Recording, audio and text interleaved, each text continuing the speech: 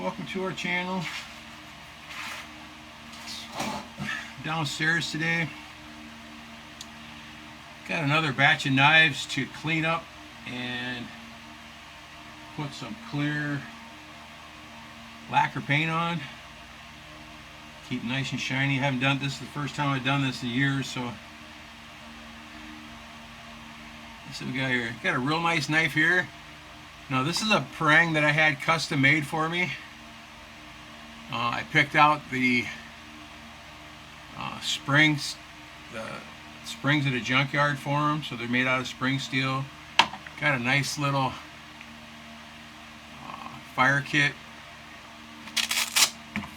slash survival kit, mostly fire kit,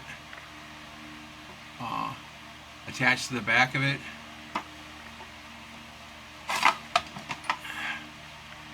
Very nice knife. Heavy. It's let's see, it's probably, get the scale out here, I can see it.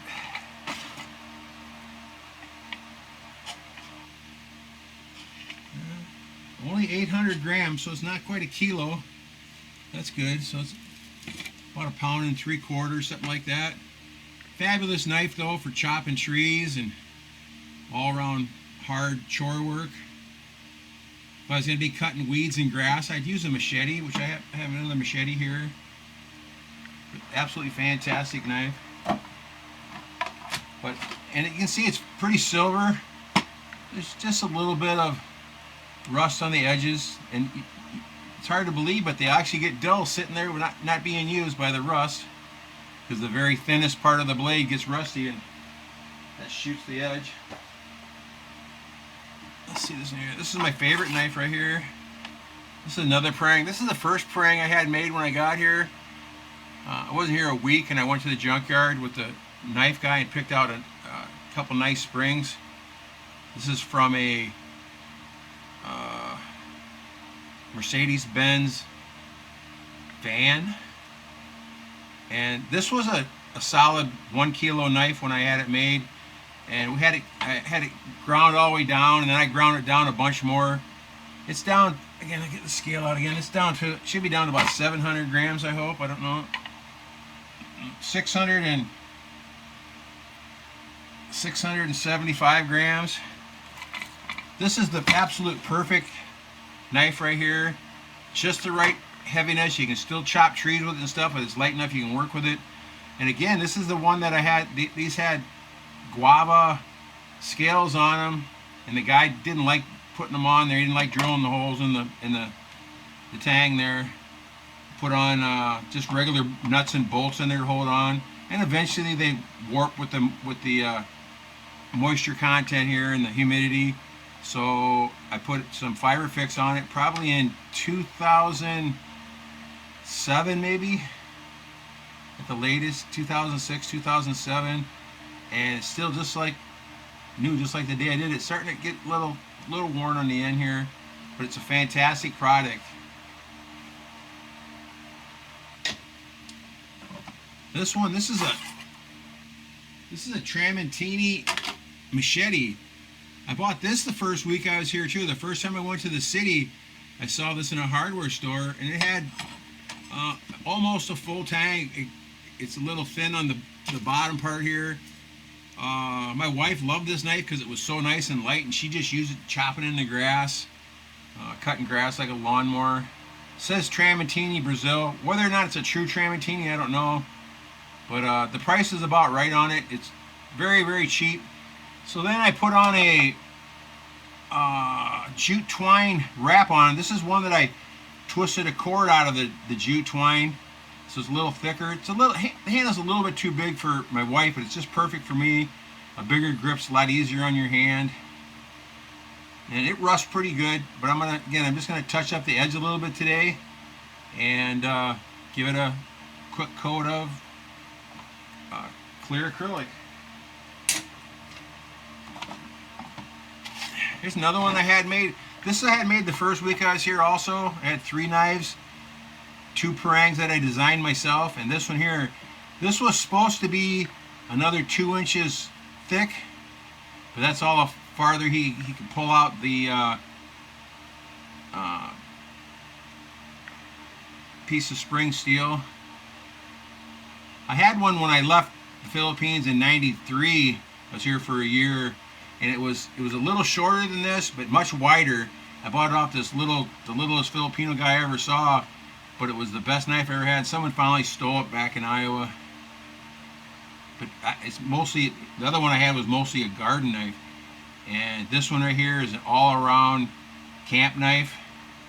This is, again, this is the perfect weight for doing stuff like, yeah, 600, also 660 grams. This is the perfect weight for doing stuff like bow drills and stuff like that. It could be a couple ounces lighter, but for that. But this all, again, is good enough for chopping down trees, and also I use it as a trowel in the garden and stuff. And this has a single piece of jute twine wrapped around it, and then it's covered with the rubber cement. Fantastic knife though, guys, absolutely fantastic. Here's a parang here. You can see it's getting pretty rusty. It's a good day to do this. I shined this up about 2 years ago, maybe 2.5 years ago, and then went to spray clear acrylic on it, and I had the wrong can. It was white spray paint, so I sprayed the rest with white. I made this one for my wife. This is also made out of spring steel, and it's got one wrap of jute twine on it. I'll see if I get some of this paint off of it today. You can see the edge is pretty rusty. She uses them, then she leaves them out in the rain and just treats them like crap, so I usually have to commandeer them later. This is a really nice knife here that I made. I found just a blade in a knife shop. It was kind of a pirate looking knife, and this down here, this was the end of the end of the blade here. So I made that into the handle, and it's got kind of square grip on it, but it doesn't matter. It's fantastic. And this is kind of my pirate knife. This, again, this is much lighter. It's thinner. It's supposed to still be, yes, that one's only 345 grams. Quite a bit lighter. More like a hunting knife or something like that. Be a great one for skinning and stuff like that, for deer hunting. Just an all-around good knife. Made out of good steel though.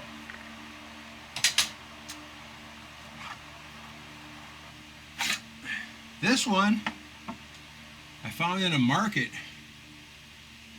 Heavy, real heavy. This is probably, no, it's still only 800 grams.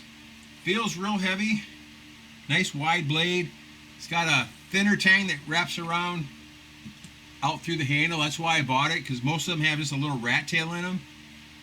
I've used this a ton. I dip the handle in, you know, stuff you dip like pliers handles in, the rubber stuff in a can. My dad sent me a can of that. It's got the maker's mark on it, so you know this one's spring steel just by the thickness of it. You can tell it's spring steel. Not quite a 1/4 inch thick, but in the ballpark. Very, very nice though. A little longer than the other knife, the other wider blade knife I got. But very, very good knife, very handy knife. And then for all the knives I made, most of them I made PVC sheaths for them. This is made out of orange drain pipe that I painted.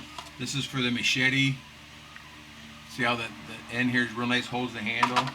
Just perfect. And I got 2 swords here. This one's kind of like an English sword. Long and thin.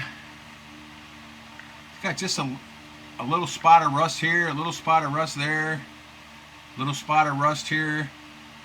But I figure I might as well clean them up and give them the coat of paint. And I also wrapped this in a single layer of jute twine for grip. Had a wood handle on it. It was real slippery when you know, guys know I sweat like crazy here, so this makes a difference. And then again, they all have the coating of rubber cement on them. I think what I'm going to do with most of these shoes, I'm going to give them all a new coat of rubber cement on it, so that we'll be extra tacky, and once it dries, it's just rubber. You know, it's a very good way to make your handles totally non-slip. And this one right here, this is kind of like a, I don't know what you call it.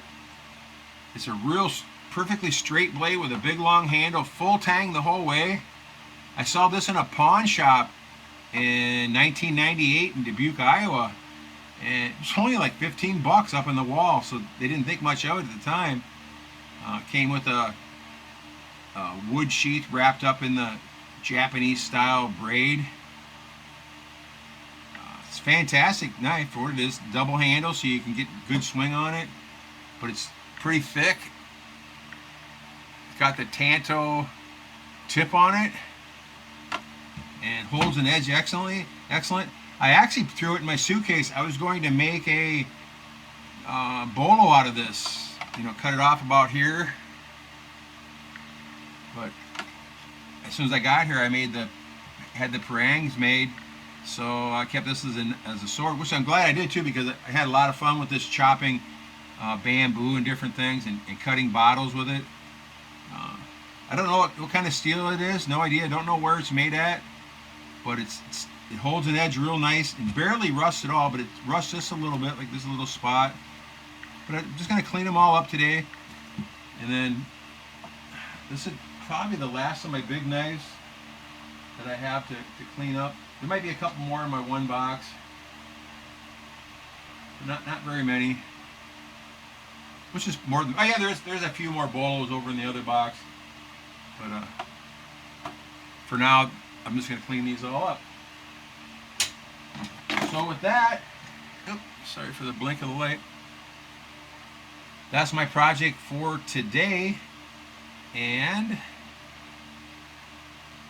I get a chance, I'll show you how they all look all shined up. It takes a day for the acrylic paint to dry on them real well before I put them back in their sheaths. And you know, it's nice to have your nice and clean. I'd rather have a real nice, good patina on all the knives, but if you don't use them enough, the patina, you have to keep tons of oil on them, and the patina goes away. The acrylic spray seems to be the best answer right now. I used to use turtle wax. That worked very well also. Put it on real thick and let it haze over, and then scrub it off, buff it off. That worked pretty good too. But with the acrylic spray paint, it's fantastic, and the edge is still fine, and you use a little bit, you wear a little bit off the edge and stuff. You get done, come back in the house and touch it up a little bit, and then you don't have, your knives aren't all rusty. I got a bunch of hammers here too I need to do. I've got about 10 little ball peen hammers and sledgehammers, and here's a nice hammer my friend Chris gave us. These should all be shined up and coated with something, because you should take care of your tools if possible.